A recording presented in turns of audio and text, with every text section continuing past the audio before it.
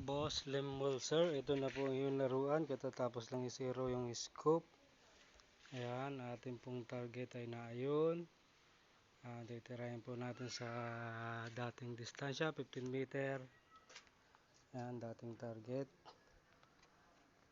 Set ko lang po rito at wala tayong taga-hawak ngayon.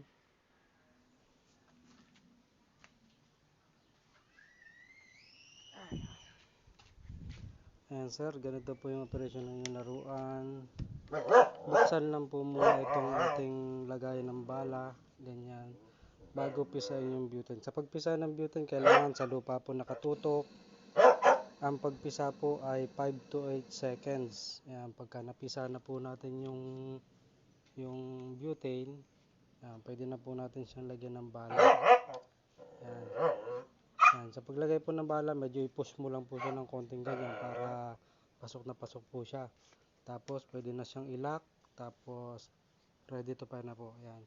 Zoom in lang natin yung target.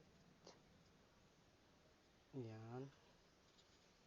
Hirap ng walang cameraman. Ayun ang target.